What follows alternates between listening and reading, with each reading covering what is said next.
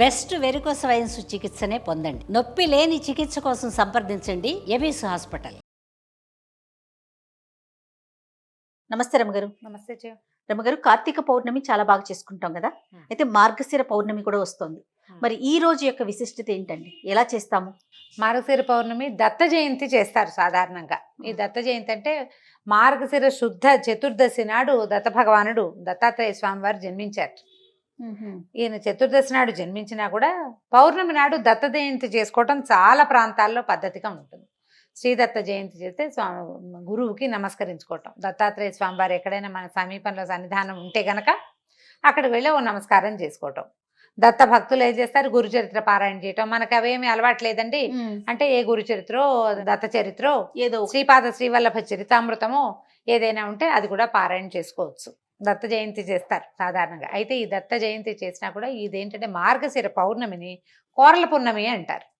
ఏంటండి? కోరల పున్నమి. కోరల పున్నమి.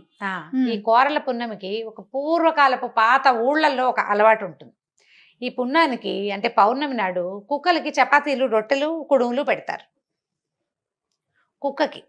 అది కూడా ఏంటంటే ఒక కొరికి పెట్టాలని చెప్తారు.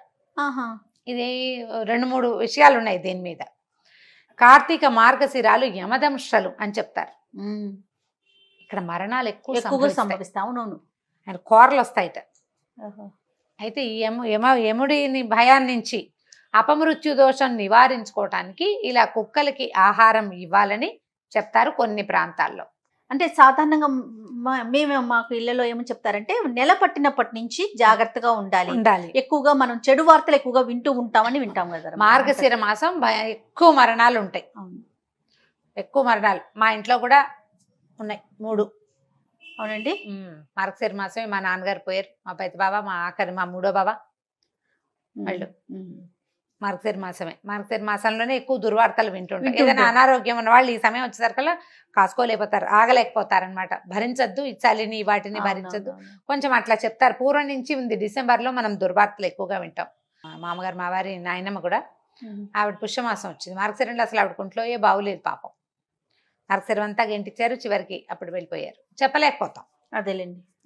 అయితే ఈ వ్యవహారాల్లో ఏంటంటే మనం ఎప్పుడు ఆలోచించుకోవాల్సింది ఏంటంటే పూర్వకాలం నుంచి ఉన్న అలవాట్లు, సంప్రదాయాలు కానీ ఏదో ఒక క్యాల్కులేషన్ తోటి పెట్టుంటారు. అవునండి. దీంట్లో ఇంకో క్యాల్కులేషన్ ఏం చెప్తారంటే ఇది రోడ్ల మీద తిరిగే కుక్కలకి ఆహారం పెట్టడం సంవత్సరంలో ఒక్కసారైనా. దానివల్ల కుక్కలు ఒకసారి ఆహారం పెట్టిన వాళ్ళని మర్చిపోవు. అవునా? ఒక్కసారి ఒక్క బిస్కెట్ పెట్టు, అది నేను చూడంగానే తోకాడేస్తుంది, గుర్తుపడుతుంది. వాసన, వ్యక్తుల వాసన గుర్తుంటుంది. కొరికిన ఆహారాన్ని కనుక పెడితే అంటే చపాతీని కొంచెం పిల్లడితో తినిపించి పెట్టిస్తారు. కుక్కకి ఎంగిలైనా పెడతావా అలాంటివి అడక్కండి, పాత పద్ధతి ఇదంతే. ఈ పెడితే ఇవన్నీ కూడా ఏంటంటే మన ఇంట్లో పెంచుకునే దానికి కాదు, రోడ్డు మీద ఉన్న వీధి కుక్కలకి పెట్టిస్తారు. ఇక ఆ కుక్క వాడిని కరవదు, వాడిని ఏం చేయదు, ప్రమాదాలు తగ్గిపోతాయి.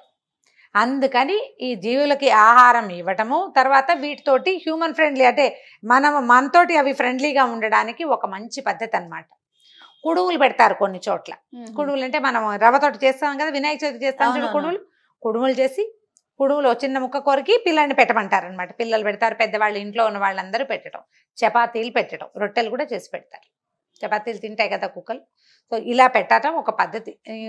నిన్న మొన్నట్లో చదివిన పుస్తకంలో అయితే ఎలా చెప్పారంటే చిత్రగుప్తుడి సోదరిట కోరలమ్మ అని ఒక ఆవిడ, ఆమెని తలుచుకున్న వాళ్ళకి పాపాల చిట్టా తగ్గిపోతుందని. కోరలమ్మ అని ఒక దేవత కూడా ఉందంటారు కొన్ని ఊళ్ళల్లో. ఆమె ప్రీత్యర్థం ఈ కోరల పూర్ణమి రోజున ఇట్లా ఏదైనా ఆహారం పెడతారని. ఇందులో ఇంకొకటి ఏం చెప్తారు, ఎన్ని ఉన్నాయో పాఠభేదాలు చూడు, ప్రాంతాలని బట్టి. శునకము కాలభైరవుడి వాహనం. అవును.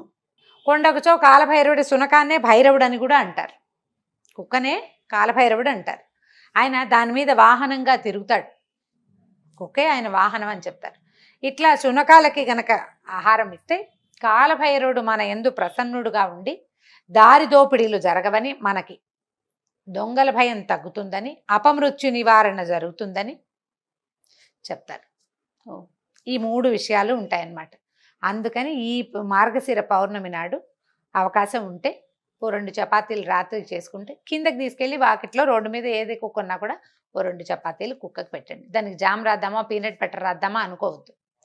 దాంట్లో ఒక చిటికెడు ఉప్పేసి చపాతీలు చేసి పెట్టచ్చు.